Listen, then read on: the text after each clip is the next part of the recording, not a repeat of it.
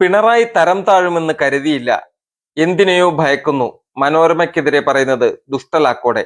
നടന്നത് വിചിത്ര അഴിമതി. മാത്യു കുഴൽനാടൻ. നമുക്ക് ഈ വാർത്തയുടെ കമന്റ് നോക്കാം. നിന്നെ സുപ്രീം കോടതി ഓടിച്ചത് മറന്നോ നാടൻ കുഴലേ? താങ്കൾ എന്തിന് ബേജാറാവണം?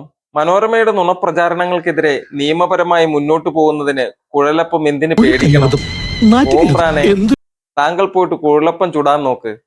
നിന്നെ കൊണ്ടൊന്നും കൂട്ടിയാൽ കൂടല്ല ഈ മുതലിന്റെ ജനസ്. വേറെ പോയി തരത്തിൽ പോയി കളിയടാ. 2 കോടി ഒരു ദിവസം കൊണ്ട് 7 കോടിയാക്കിയ നീ ഭയക്കുന്നു. രക്ഷപ്പെടാൻ പിണറായിയെ ചീത്ത വിളിക്കുന്നു. സുപ്രീം കോടതിയിൽ നിന്ന് ഓടിയതാണല്ലോ, ഇപ്പോഴാ പൊങ്ങിയത്. തെളിവുണ്ടേൽ വെക്കാൻ പറഞ്ഞതാണോ തരം താഴൽ? ഒരു പരീക്ഷ ജയിക്കാൻ കോപ്പിയടിച്ച് പിടിക്കപ്പെട്ട് 3 വർഷം ഡീബാർ ചെയ്യപ്പെട്ട കോപ്പിയടി വീരന്റെ സദാചാര സർട്ടിഫിക്കറ്റ് പിണറായി വിജയന് ആവശ്യമില്ല. കേരളത്തിൽ ചിട്ടിക്കമ്പനി തട്ടിപ്പിന് തുടക്കം കുറിച്ച മനോരമയെ വേണ്ടുവോളം വെളുപ്പിച്ചു. രണ്ടും ഒരേ തൂവൽ പക്ഷികളാണല്ലോ.